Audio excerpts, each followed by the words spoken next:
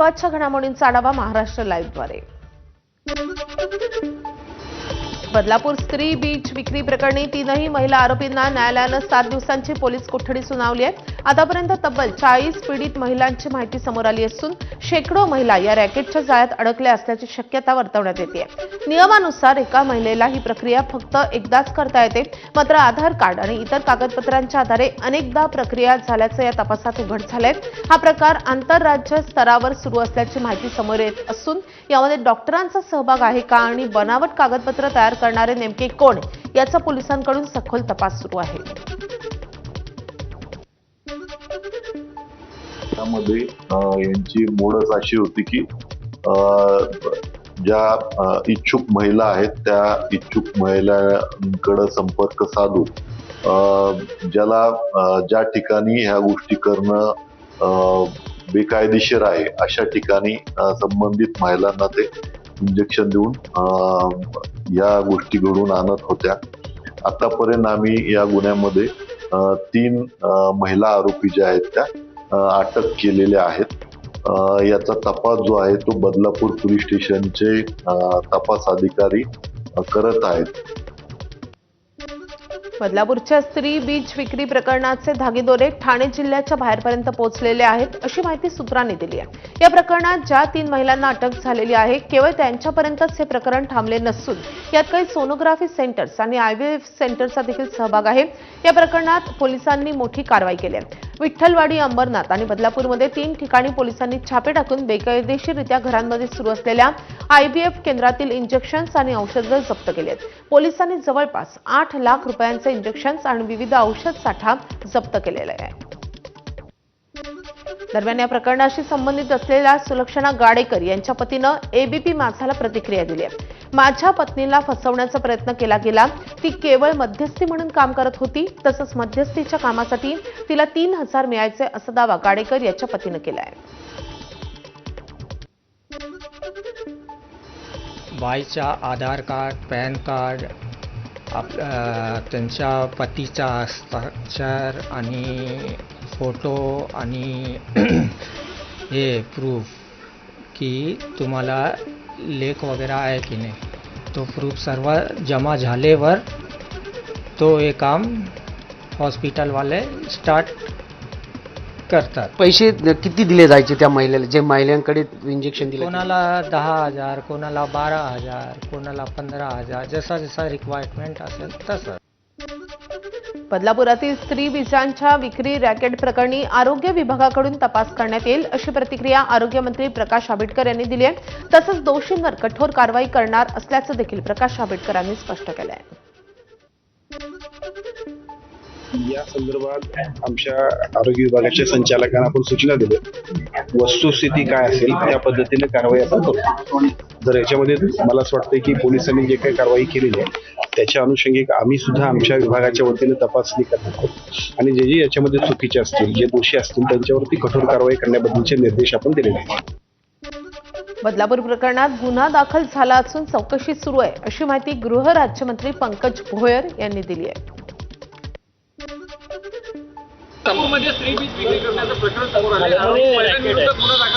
नाही, त्या ठिकाणी गुन्हा देखील दाखल करण्यात आलेला आहे। सखोल चौकशी त्या ठिकाणी सुरू आहे। उपमुख्यमंत्री एकनाथ शिंदे 2 दिवस दरेगावी मुक्कामी गेलेत। शिंदेंच्या दौऱ्यामुळे पुन्हा एकदा राजकीय चर्चांना उधाण आलंय। शिवसेना नेते राहुल शेवाळे आणि श्रीरंग बारणे यांनी एकनाथ शिंदेंची भेट घेतली आहे, तर सातारा जिल्हा परिषदेच्या सत्ता स्थापनेचा तिढा अजूनही कायम आहे। त्यामुळे दरेगावात नेमक्या कोणत्या घडामोडी घडतायत याकडे सर्वांचंच लक्ष आहे। राज्यसभा खासदारकीसाठी शिवसेनेचे नेते गजानन कीर्तीकर हे इच्छुक असल्याची माहिती समोर आली आहे। पुढील 2 दिवसात कीर्तीकर एकनाथ शिंदे यांची भेट घेणार असल्याची माहिती सूत्रांनी दिली आहे। गेली 2 वर्ष पक्षानं दिलेल्या जबाबदाऱ्या आणि केलेल्या सामाजिक कामाच्या आधारे राज्यसभेची उमेदवारी द्यावी अशी विनंती कीर्तीकर शिंदेंकडे करणार आहेत। दरम्यान शिवसेनेला राज्यसभेसाठी भाजपकडून किती जागा मिळणार हे अद्याप स्पष्ट नसतानाच पक्षांतर्गत लॉबिंगला मात्र वेग आलाय। धाराशिवच्या जिल्हा परिषद पंचायत समितीमधल्या पराभवानंतर ठाकरेंच्या शिवसेनेमध्ये खतखत पाहायला मिळते. पक्षाच्या वरिष्ठ नेतृत्वानं दुर्लक्ष केल्याचं या कार्यकर्त्यांचं म्हणणं आहे. गटबाजीमुळे पराभव झाला असून ठाकरेंच्या शिवसेनेचे पदाधिकारी पक्षांतराच्या तयारीत असल्याची माहिती समोर आली आहे आणि त्यामुळे भूम, परांडा आणि वाशी तालुक्यात ठाकरेंच्या शिवसेनेला खिंडार पडणार असल्याची चर्चा असून निवडणूक लढवलेले पदाधिकारी खासदार ओमराजे निंबाळकरांची साथ सोडण्याच्या तयारीत असल्याची सूत्रांची माहिती आहे. चंद्रपूर महानगरपालिकेमध्ये स्थायी समिती अद्याप गठीत न झाल्यामुळे काँग्रेस नगरसेवक आक्रमक झाले. मनपा आयुक्तांना निवेदन देत काँग्रेस गटनेते राजेश अडूर यांनी महापौर आणि प्रशासनानं तत्काळ स्थायी समिती गठीत करावी, अन्यथा महानगरपालिकेसमोर तीव्र आंदोलन छेडण्यात येईल असा इशारा दिलेला आहे. दरम्यान महापौर संगीता खांडेकर यांच्यावर नियमभंगाचा आरोप करण्यात आला असून त्यांनी लवकरच सभा बोलावून निर्णय घेणार असल्याची माहिती दिली आहे. स्थायी समितीमध्ये आम्ही लवकरच घेणार आणि आम्हाला कोणतीही काही अशी भीती नाही आहे. आमचाच अध्यक्ष होणार आहे आणि आमचंच बहुमत राहणार आहे स्थायी समितीमध्ये आणि आमचे आता सदस्य पण आमचे नाव सुद्धा येणार आहेत आमच्या गटनेत्याकडून आणि सगळ्या गटनेत्यांना घेऊन आम्ही लवकरच याच्यावर आम्ही तोडगा काढणार आहे आणि लवकर आमच्या स्थायी समितीचा अध्यक्षपद सभा होणार आहे. महावितरण विभागातील assistant general manager Rahul Panhale यांचा आणखी एक प्रताप समोर आलाय. बनावट कागदपत्रे, बँक गॅरंटीच्या मदतीनं राहुल पन्हाळेंनी तब्बल 125 कोटींचा भ्रष्टाचार केल्याचं समोर आलंय. या प्रकरणी मुंबईच्या निर्मलनगर पोलीस ठाण्यात 4 स्वतंत्रपणे गुन्हे दाखल झालेत. या प्रकरणांचा तपास आर्थिक गुन्हे शाखेकडे वर्ग करण्यात आलाय. काहीच दिवसांपूर्वी मुख्यमंत्री सौर कृषी वाहिनी योजनेमध्ये 100 कोटींचा भ्रष्टाचार झाल्याचा प्रकार समोर आलेला होता आणि त्यानंतर आता 4 वेगवेगळ्या प्रकरणामध्ये 125 कोटींचा गैरव्यवहार झाल्याचं उघड झालंय. विधानसभा निवडणुकीदरम्यान ठाकरेंच्या शिवसेनेचे खासदार अरविंद सावंतांनी शिवसेना नेत्या शायना एनसी यांच्या संदर्भात आक्षेपार्ह विधान केलं होतं. या विधानामुळे प्रतिष्ठेला धक्का लागल्याचं म्हणत शायना एनसी यांनी सावंतांच्या विरोधात मानहानीचा खटला दाखल केला होता. या प्रकरणी माझगाव कोर्टात सुनावणी पार पडली आहे. या सुनावणीला शायना एनसी आणि ठाकरेंच्या शिवसेनेचे खासदार अरविंद सावंत उपस्थित होते. आज शायना एनसी यांची साक्ष नोंदवण्यात आली आहे. या प्रकरणी पुढची सुनावणी 16 मार्चला होणार आहे. उबाटा सेना जे असं अभद्र शब्दांचा वापर करतात. आम्हाला इम्पॉर्टेड माल म्हणजे काय? मी काय आयटम आहे का? जेव्हा तुम्ही असं शब्दांचा वापर करणार ते हे आमचे अभिमानचा एक लढाई आहे आणि मला विश्वास आहे की आदरणीय कौर नक्कीच त्यांना पनिशमेंट देईल. राजकीय लाभ घेऊन कुठेतरी मोठी प्रसिद्धी मिळवावी असं काहीतरी वाटत असेल त्यासाठी अशा प्रकारचे मुद्दे घेऊन त्या कोर्टात आलेले आहेत आणि म्हणून मला आश्चर्य वाटत राहतं की जी बाब केव्हा संपलेली आहे ती मुद्दामून उकरून काढून एखादं काय म्हणून कारस्थान करावं आणि बदनाम करावं हा त्याच्यात आणि स्वतःला राजकीय मायलेज मिळवावं ह्याच्या पलीकडे काय येतोय असं मला वाटत नाही. भिवंडीमध्ये महापौर पदाची निवडणूक पार पडल्यावर भिवंडी पालिकेच्या राजकारणात महत्त्वपूर्ण भूमिका बजावणारे कोणार्क विकास आघाडीचे माजी महापौर विलास पाटील यांना जामीन मंजूर झालाय. पालिका निवडणुकीतील विजयानंतर जमीन व्यवहारातील आर्थिक फसवणुकीप्रकरणी विलास पाटील यांना अटक झालेली होती. दरम्यान काल न्यायालयाकडून त्यांना जामीन मंजूर करण्यात आलाय. मुंबईमध्ये मराठी माध्यमाच्या शाळांचा प्रश्न ऐरणीवर आलाय. मराठी माध्यमाच्या शाळांची संख्या सातत्यानं कमी होत असताना संच मान्यतेच्या कठोर अटींमुळे सुमारे 57 मराठी शाळा बंद होण्याच्या उंबरठ्यावर असल्याची माहिती समोर येते. दरम्यान संबंधित शाळांची संच मान्यता स्थगित करून विद्यार्थ्यांची संख्या वाढवण्यासाठी मुदत द्यावी अशी मागणी महाराष्ट्र राज्य शिक्षक परिषद यांच्याकडून करण्यात येते. इतर शाळांच्या तुलनेत मुंबईमध्ये मराठी शाळांची संख्या तुलनेनं कमी होत असून मराठी शाळाच अल्पसंख्याक ठरत असल्याची स्थिती निर्माण झाल्याचा दावा शिक्षक परिषदेनं केला आहे. आमदार रोहित पवारांनी अजितदादांच्या अपघाताबाबत आणखी काही खुलासे केलेत. नवी दिल्लीत पत्रकार परिषद घेत रोहित पवारांनी काही पुरावे सादर केलेत. VSR कंपनीच्या पाठीशी काही पॉवरफुल लोक असल्याचा आरोप करत नागरी विमान वाहतूक मंत्र्यांच्या राजीनाम्याची मागणी रोहित पवारांनी केली आहे. तर या संदर्भात पंतप्रधान आणि गृहमंत्रीच न्याय देऊ शकतात असे रोहित पवार म्हणाले.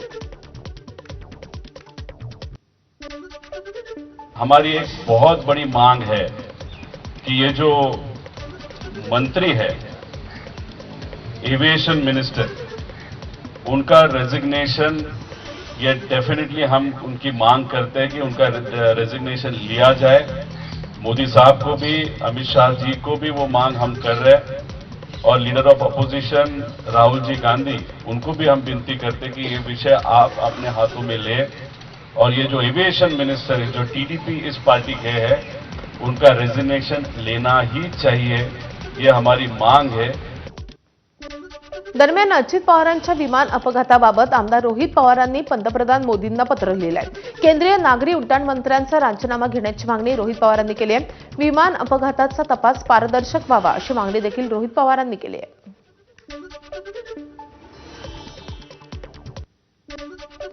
दिल्लीमध्ये भाजप कार्यकर्त्यांनी काँग्रेसच्या विरोधात जोरदार आंदोलन केले. एआय समिट दरम्यान युवक काँग्रेसनं केलेल्या आंदोलनाच्या निषेधार्थ भाजप कार्यकर्ते रस्त्यावर उतरले. आंदोलनादरम्यान आरएएफच्या बॅरिकेडिंगला धक्का देत काही कार्यकर्ते थेट काँग्रेस मुख्यालयाजवळ पोहोचले होते. यानंतर सध्या परिस्थिती ही तणावपूर्ण असून या सगळ्या घडामोडींवर आमची सतत नजर असेल. दिल्लीमध्ये भारत मंडपम इथे झालेल्या एआय समिट दरम्यान युवक काँग्रेसच्या कार्यकर्त्यांनी आंदोलन करत पंतप्रधान मोदींच्या विरोधात निदर्शनं केली होती. याचा निषेध म्हणून राहुल गांधींविरोधात युवा सेनेनं ठाण्यात निषेध आंदोलन केलंय. शिवसेना प्रवक्ते राहुल लोंढेंसह युवा सैनिकांनी राहुल गांधींच्या विरोधात जोरदार घोषणाबाजी केली आहे. तर स्पीड पोस्टच्या माध्यमातून राहुल गांधींना बांगड्या पाठवल्या जाणार आहेत. भारतामध्ये एआय संदर्भात जागतिक परिषद सुरू आहे. यामध्ये काँग्रेसच्या युवा कार्यकर्त्यांनी आंदोलन केलं. याच पार्श्वभूमीवर राजकीय वातावरण चांगलंच तापलंय. काँग्रेस आणि राहुल गांधी यांच्या भूमिकेच्या निषेधार्थ भाजपच्या महिला कार्यकर्त्यांनी अंधेरी रेल्वे स्थानक परिसरात आंदोलन केलंय. यावेळी आंदोलनकर्त्यांनी राहुल गांधींना थेट इशारा दिलाय. पुढील काळात आणखी तीव्र आंदोलन छेडण्याचा इशारा देखील यावेळी देण्यात आलाय. भिगवण अपहरण प्रकरणात मुलीच्या आईनं दौंडचे भाजपचे आमदार राहुल कुल यांच्यावर गंभीर आरोप केलेत. त्यावरून काल राहुल कुल यांच्या विरोधात आंदोलन करण्यात आलंय. अपहरणाच्या दिवशी मुलीला पळवून नेणाऱ्या मुलाच्या व्हॉट्सअॅप स्टेटसला राहुल कुल यांचा फोटो असल्याचा आरोप मुलीच्या आईनं केलाय. राहुल कुल हे आरोपीला पाठीशी घालत असल्याचा आरोपही मुलीच्या आईनं केलाय. अहिल्यानगरच्या केडगाव येथील शास्त्रीनगर भागात असलेल्या शिवसेना शिंदे गट शाखा आणि हिंदू संघटनेच्या वतीनं राहुल कुल यांच्या फोटोला जोडो मारो आंदोलन करण्यात आले. प्रतिकात्मक पुतळ्याचं दहनही करण्यात आले. यावेळी राहुल कुल यांच्यावर देखील गुन्हा दाखल करावा अशी मागणी शिवसेनेच्या वतीनं करण्यात आली आहे. शक्तीपीठ महामार्ग रद्द करण्याच्या मागणीसाठी 23 फेब्रुवारीला राज्यव्यापी आंदोलन करण्याचा निर्णय घेण्यात आलाय. शक्तीपीठ महामार्ग बाधित शेतकऱ्यांच्या राज्यस्तरीय बैठकीमध्ये हा निर्णय झालाय. कोल्हापुरातील जिल्हाधिकारी कार्यालयासमोर मुख्य आंदोलन होणार असून राज्यभरातही निदर्शनं केली जाणार आहेत. परभणीमधल्या शेतकऱ्यांवर पोलिसांनी केलेल्या दडपशाही विरोधात एल्गार पुकारण्यात आलाय. दरम्यान विधानसभा अधिवेशन काळात मुंबईत गोलमेज परिषद घेण्याचा निर्धारही व्यक्त करण्यात आला असून ग्रामसभांमधून देखील शक्तीपीठ महामार्गाच्या विरोधात ठराव मंजूर करण्याची तयारी सुरू आहे. परभणीच्या शक्तीपीठ महामार्ग जमीन मोजणी प्रकरणी प्रशासन आणि शेतकऱ्यांमधील तणाव वाढलाय. तहसीलदार मधुकर क्षीरसागर यांच्या फिर्यादीवरून दैठणा पोलीस ठाण्यात एकूण 7 शेतकऱ्यांवर गुन्हा दाखल झालाय. शासकीय कामात अडथळा निर्माण करणं आणि इतर संबंधित कलमान्वये गुन्हा दाखल झालाय. प्रशासनानं दाखल केलेल्या गुन्ह्यांमध्ये शेतकऱ्यांमध्ये संताप वाढण्याची आणि संघर्ष आणखीनच तीव्र होण्याची शक्यता वर्तवली जाते. मुंबई ते विजयदुर्ग सागरी रोरो सेवेला 1 मार्चपासून प्रारंभ होणार आहे. मुंबई ते विजयदुर्ग या मार्गावर एम प्रिन्सेस हे आधुनिक जहाज धावणार असून एका फेरीत 620 प्रवासी आणि 35 वाहनं वाहून नेण्याची क्षमता आहे. अवघ्या 6 ते 7 तासात हा प्रवास पूर्ण होणार आहे. 1 मार्चला सकाळी 8 वाजता मंत्री नितेश राणे यांच्या उपस्थितीत या सेवेचा प्रारंभ होईल. दरम्यान महाराष्ट्र सागरी महामंडळानं M2M फेरीज प्रायव्हेट लिमिटेडला या मार्गावर प्रवासी रोरो सेवा चालवण्यास परवानगी दिली आहे. हीच कंपनी सध्या भाऊचा धक्का ते मांडवा जेट्टी दरम्यान सेवा यशस्वीपणे चालवत आहे. पर्यटनाचं केंद्रबिंदू असणाऱ्या रायगडच्या अलिबागमध्ये हिरानंदानी उद्योग समूहाची एंट्री झाली आहे. भारतातील सर्वात मोठा वॉटर स्पोर्ट्स नागावमध्ये उभारणार असल्याची घोषणा डॉक्टर निरंजन हिरानंदानी यांनी केली आहे. नागावमध्ये 250 एकर जमिनीवर हा प्रकल्प राबवण्यात येणार असून या प्रकल्पाचा प्रारंभ झाला असल्याचं हिरानंदानी यांनी प्रसारमाध्यमांशी बोलताना सांगितलंय. या प्रकल्पामुळे जिल्ह्यात मोठ्या प्रमाणात गुंतवणूकही येईल असंही त्यांनी म्हटलंय. ग्रामविकास विभागानं मुदत संपलेल्या ग्रामपंचायतींबाबत अधिसूचना जारी केली आहे. ज्या ग्रामपंचायतींची कार्यकाळ हा 28 फेब्रुवारीला संपतोय किंवा आधीच संपलेला आहे त्या ठिकाणी विद्यमान सरपंचांना प्रशासक पदावर 6 महिन्यांसाठी नियुक्त करण्याचा निर्णय घेण्यात आलाय. या निवडणुकीमुळे ग्रामपंचायतींच्या प्रशासनामध्ये सातत्य राखण्यात मदत होणार असून विकास कामकाज सुरळीत सुरू राहील असा शासनाचा उद्देश आहे. जिल्हा परिषदांच्या मुख्य कार्यकारी अधिकाऱ्यांना प्रशासक नियुक्त करण्याचे अधिकार देण्यात आले. सांगलीत काल अवकाळी पावसानं हजेरी लावली आहे. काल रात्रीच्या सुमारास पावसाची जोरदार सरी बरसल्यात. शनिवारी सांगलीमधल्या बाजाराचा दिवस असून त्यात अचानक आलेल्या पावसानं सगळ्यांची तारांबळ उडावली आहे. 1 मार्च पासून राज्यभरात दूध महागणार आहे. 2 रुपये प्रति लिटर दुधामागे दरवाढ होणार आहे. दुधाच्या खरेदीत 4 रुपयांनी वाढ झाल्यानं दरवाढ होणार असल्याची दूध संघानं हा निर्णय घेतल्याचं समोर आलंय. तर दूध संघाच्या विक्रीमध्ये 1 रुपये तर वितरकांच्या कमिशनमध्ये 1 रुपयांची वाढ केल्याचा निर्णय दूध संघानं घेतला आहे. बीडच्या परळीतील तहसीलदार व्यंकटेश मुंडे यांना न्यायालयीन कोठडी सुनावण्यात आली आहे. अंबाजोगाई न्यायालयामध्ये त्यांना हजर करण्यात आलाय. तक्रारदाराकडून 23,000 रुपयांची लाच मागितल्याच्या प्रकरणामध्ये ही कारवाई करण्यात आली आहे. लाचलुचपत प्रतिबंधक विभागाच्या झडतीदरम्यान मुंडे यांच्या घरातून 13 तोळे सोनंही जप्त करण्यात आले. दरम्यान त्यांची बीडच्या कारागृहात रवानगी करण्यात आली असून या प्रकरणाचा पुढचा तपास सुरू आहे. धाराशिव जिल्ह्यातल्या भूम तालुक्यामधल्या पाटसावंगी गावात 60 वर्षीय शेतकरी शहाबुद्दीन सय्यद यांनी आपल्या पुतण्यावर अपहरणाचा आरोप केलाय. पुतण्यानं आपल्याला अनेक दिवस डांबून ठेवत मारहाण करत आपली 6.5 एकर जमीन बळजबरीनं नावावर करून घेतल्याचा आरोप शहाबुद्दीन सय्यद यांनी केलाय. तर या प्रकरणी पोलिसात तक्रार दाखल करण्याचा प्रयत्न केला, मात्र पोलिसांनी तक्रार स्वीकारली नसल्याचाही आरोप शहाबुद्दीन सय्यद यांनी केलाय. दुसरीकडे या प्रकरणाचे कोणतेही पुरावे नसल्याचं पोलिसांचं म्हणणं आहे. शहाबुद्दीन उमराव सय्यद याच्या नावावर जमीन होती. हो. आणि शौकत कचरू सय्यद यांनी सुपारी देऊन माझी जमीन बळकवण्यासाठी इथून मला गुंड लोक लावून उचलून नेलं. कोण आहे ती उचलून नेणार? त्याची दोस्त आहे शौकतची. शोकत कोण आहे तुमचा? शौकत आमचा पत्नी. त्याचे कुत्र कोर्टात भांडण होतं आमचं जिमनी बद्दल. ते निकाल माझ्यावर लागला. निकाल लागल्यावर त्यांनी मनात राग धरून 5-6 लोकांना सुपारी देऊन त्यांनी मला इथून उचलून नेलं. राहणार शेड मधलं. त्यांचा ज्या ठिकाणी रजिस्ट्रेशन दुसऱ्यांदा ऑफिसला गेलेले आहेत त्या ठिकाणी ते पोलिसांची मदत घेऊ शकले असते, पण त्यांनी घेतलेली नाही. कागदपत्र पाहिले असता अर्ज चौकशी आमच्याकडे अर्ज आल्यानंतर मी अर्ज चौकशी कागदपत्र पाहिले. त्यांनी प्रत्येक ठिकाणी वेगळी सही केलेली आहे. याच्यामध्येही त्यांचा हेतू वेगळा आहे असं दिसून येतंय. कारण जनरली माणूस प्रत्येक ठिकाणी प्रत्येक व्यवहारात एकाच प्रकारची सही करतो, पण त्यांनी तसेच सही केलेली नाही, पण त्यांनी वेगळी सही केलेली आहे त्या ठिकाणी. अनैतिक संबंधात अडथळा ठरणाऱ्या सासूला मारण्यासाठी केलेला विषप्रयोग यामध्ये नवऱ्याचा मृत्यू झाल्याची घटना पंढरपूरच्या उंबरगावमध्ये घडली आहे. या प्रकरणी पोलिसांनी आरोपी पत्नी आणि तिच्या प्रियकराला अटक केली आहे. उंबरगाव येथील सारिका लोहार या महिलेचे गावातील शेखर चंदन शिवेसोबत अनैतिक संबंध होते. या प्रकरणाची कुणकुण सासूला लागल्यामुळे दोघींमध्ये वाद सुरू होता आणि त्यामुळे प्रियकरानं सासूचा काटा काढण्यासाठी सारिकाकडे विषाची बाटली दिली आणि तिनं ते बाटली पाण्यानं भरलेल्या कळशीत रिकामी केली. मात्र सासूला कळशीतलं पाणी कडू लागल्यानं तिनं तो तांब्या जेवणास बसलेल्या मुलाजवळ ठेवला. त्याने ते पाणी प्यायल्यानं समाधानला रात्री उलटीचा त्रास झाला. त्याला रुग्णालयात दाखल केलं असता त्याचा त्यातच मृत्यू झालेला आहे. नालासोपाऱ्यामध्ये 31 वर्षीय शुभम मिश्राशी जुन्या वादातून हत्या झाली आहे. आरोपींनी डोक्यात दगडानं वार करून ही हत्या केली आहे. या प्रकरणी नालासोपारा पोलीस ठाण्यात 4 ते 5 जणांच्या विरोधात गुन्हा दाखल करण्यात आला असून आरोपी फरार आहेत. पोलिसांकडून सध्या आरोपींचा शोध सुरू आहे.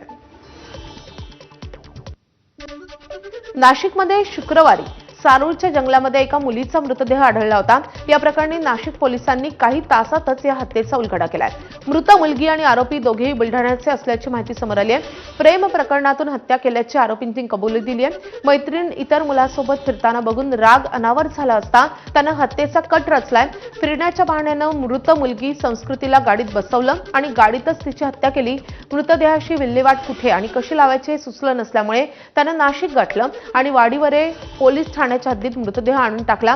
पोलिसांना माहिती मिळाल्यावर अवघ्या काही तासातच या प्रकरणाचा छडा लावण्यात आला आहे. शिर्डी पोलीस ठाण्याच्या हद्दीत 15 वर्षीय मुलीचा सातत्यानं पाठलाग करून लग्नासाठी दबाव टाकल्याप्रकरणी इरफान शेख या तरुणाला अटक करण्यात आली आहे। मुलीच्या तक्रारीनुसार आरोपी इंस्टाग्रामवर मेसेज पाठवत लग्नासाठी दबाव टाकत होता। या प्रकरणामध्ये त्याचा भाऊ अरबाज शेख आणि भाऊजाई आयेशा शेख यांच्या विरोधात पॉक्सो अंतर्गत गुन्हा दाखल करण्यात आला असून दोघे फरार झालेत। पोलिसांनी मुख्य आरोपीला ताब्यात घेत पुढील तपास सुरू केला आहे। दिनांक 18 फेब्रुवारी रोजी पोक्सोचा गुन्हा दाखल झालेला आहे। त्याच्यामध्ये भारतीय न्याय संहिता कलम 74, 78 आणि पोक्सो अधिनियम कलम 8, 12, 17 अन्वये गुन्हा दाखल झालेला आहे। सदर गुन्ह्यामध्ये 3 आरोपी आहेत, इरफान शेख, अरबाज शेख आणि आयेशा शेख। इरफान आणि अरबाज हे भाऊ आहेत, आयेशा जी आहे ती अरबाज याची पत्नी आहे। सदर यामध्ये इरफान जो आहे तो पीडित मुलीला तिचा पाठलाग करणे, तिच्याशी इंस्टाग्रामवरून संपर्क साधणे, लग्न करण्यासाठी आग्रह धरणे आणि त्यासाठी त्याला अरबाज आणि आयेशा यांनी मदत केलेली आहे। अशा अनुषंगाने तिघांवर गुन्हा दाखल करण्यात आलेला आहे। पुणे रेल्वे स्टेशनवर 4 वर्षीय अल्पवयीन मुलीवर लैंगिक अत्याचार केल्याची धक्कादायक घटना घडली आहे। 17 फेब्रुवारीला ही घटना समोर आली आहे। मुलीचे आईवडील प्लॅटफॉर्मवर झोपले असताना आरोपींनी मुलीला उचलून नेलं आणि मुलीला चॉकलेट बिस्किट खाण्याचं आमिष दाखवून आरोपीकडून लैंगिक अत्याचार केल्याचा आरोप करण्यात येतोय। या प्रकरणी परप्रांतीय आरोपीला लोहमार्ग पोलिसांनी अटक केली आहे। अहिल्यानगर शहरामध्ये एका अल्पवयीन मुलीला लग्नाचं आमिष दाखवून वारंवार तिच्यावर अत्याचार केल्याचा धक्कादायक प्रकार समोर आलाय। गेल्या वर्षी जून महिन्यापासून ते आता फेब्रुवारीपर्यंत हा सगळा प्रकार घडत होता। अल्पवयीन मुलगी 5 महिन्यांची गरोदरही आहे। मुलीच्या आजीनं या प्रकरणी तोफखाना पोलीस ठाण्यात तक्रार दाखल केली असून या तक्रारीवरून पोलिसांनी 24 वर्षीय हमीद सय्यद याला अटक केली आहे। त्याच्या विरोधात पोलिसांनी बाल लैंगिक अत्याचार कायद्याअंतर्गत गुन्हा दाखल केला आहे। बीडच्या माजल गावात धक्कादायक घटना उघडकीस आली आहे। शहरातील व्यंकटेश लॉजमध्ये एका तरुणाचा संशयास्पदरित्या मृतदेह आढळून आलाय। कृष्णा डाके असं मृत तरुणाचं नाव असून त्यानं 15 तारखेला रूम क्रमांक 205 ही बुक केली होती। त्यानंतर खोलीतून दुर्गंधी येऊ लागल्यानं व्यवस्थापनानं पोलिसांना कळवलंय। 20 तारखेला दरवाजा आतून बंद होता, तो उघडून पोलिसांनी पाहणी केली असता मृतदेह सापडलाय। मृतदेह 3 ते 4 दिवसांपासून खोलीत असल्याचा प्राथमिक अंदाज असून मृत्यूचं कारण शवविच्छेदन अहवालानंतर स्पष्ट होणार आहे। पोलिसांकडून या प्रकरणी पुढचा तपास सुरू आहे।